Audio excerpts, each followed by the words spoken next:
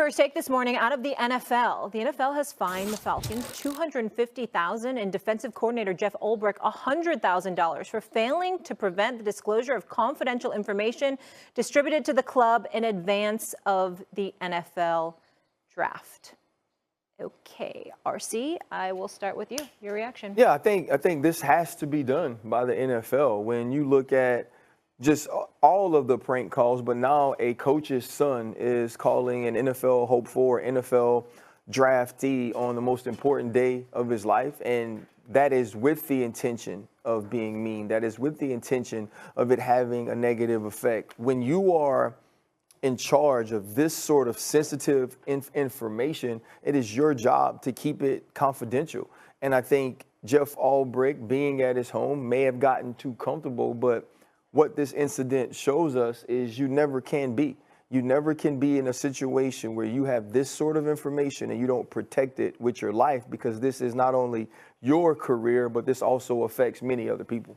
Yeah, I mean, what it comes down to, right? The league always talks about they want to safeguard the integrity of the game, right? And they want to safeguard information like this that they don't want getting out to the general public. Obviously, this is the general public. This is the man's son.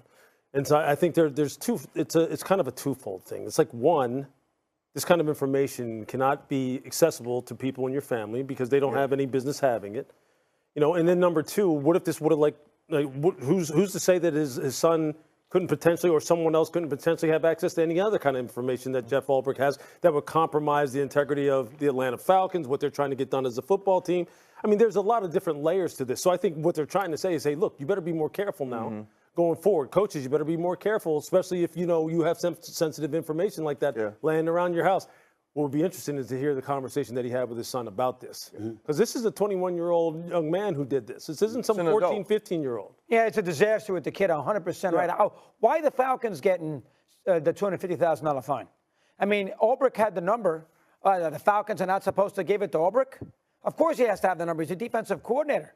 So why the Falcons get – I know the NFL is trying to spread the blame around, but I don't quite understand why – I don't understand how it's, you know, Arthur Blank's fault that Ulbrich's kid, when Ulbrich had the number, did a bad thing.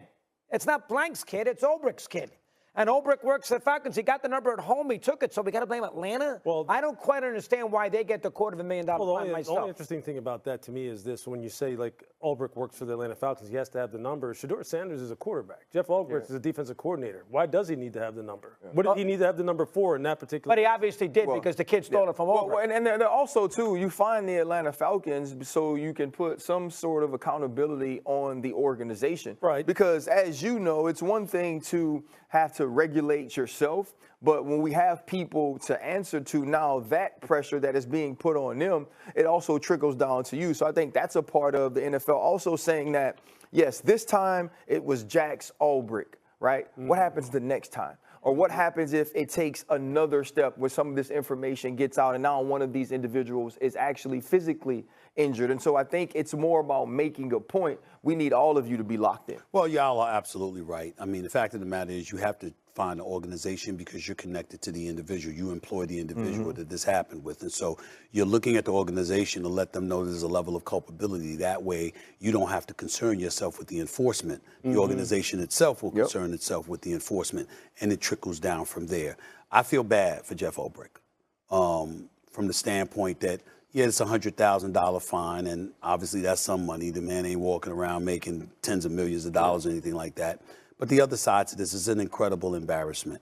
That 21-year-old kid, Jax, should have had his ass whipped, number one. 21-year-old man. 21-year-old, yeah, all right. He should have his ass whipped, number one.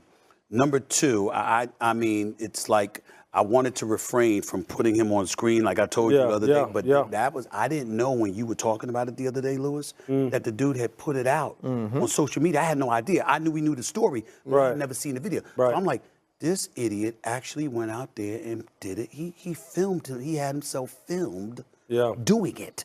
I mean, no regard for Shedeur. No regard for his father. No regard for any kind of decency or any kind of decorum. It's really, really sad. I think all of these fines are absolutely positively appropriate. And as far as I'm concerned, he should be, Jax I'm talking about, should be put on Front Street because of what. You know, and just to be clear, right? I mean, Shedeur Sanders wasn't the only player that was prank called right. during this draft. So for everyone who's kind of like hitting me up going, well, you ain't mad about everyone else. Look, Shedeur is the most high-profile one that we're talking about and the one that's getting the most. Exactly. Yeah.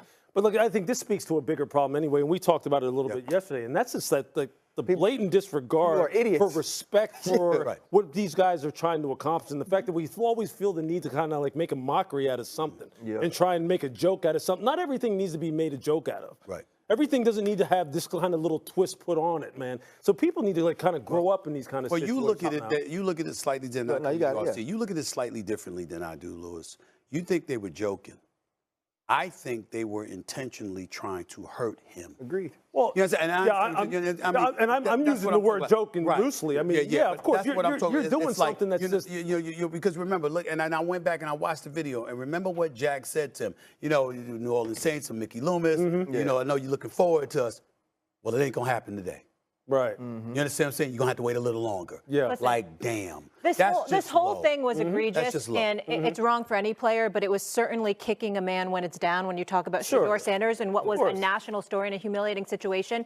Adam Schefter said this yesterday, and I want to get your perspective on this. He said, I've not heard anybody talk about this, but I got a text on Sunday night that said the Shedeur prank is awful, but shows their naivete by not hiring an agent. The fact that they had the league send his number to the entire football distribution list was a mistake, one that wouldn't have happened with an agent who would have handled the communication. Well, I mean, maybe that's a part of how Jeff Ulbrich gets the number. Exactly. So, okay, that answers that question.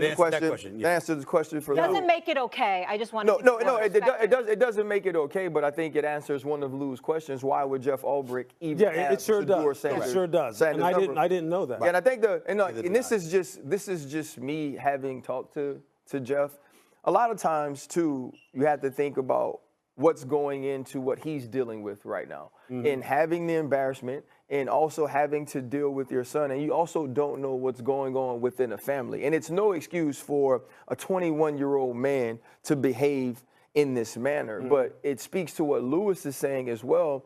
There is no respect for other humans. There is no understanding or compassion for what they're going through. Because when you talk about Shedeur Sanders in particular, when you listen to what he said to him, it was totally an intent to play on what he was going through at the time.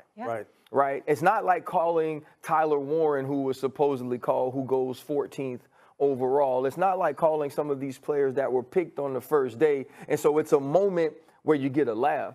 This is a man who is obviously dealing with a ton. All of the cameras are on him. He's trying to have poise and composure through this, and you build him up to break him down. I think that's the part that's more. I think there's a lot of people, RC, that kind of still look at sports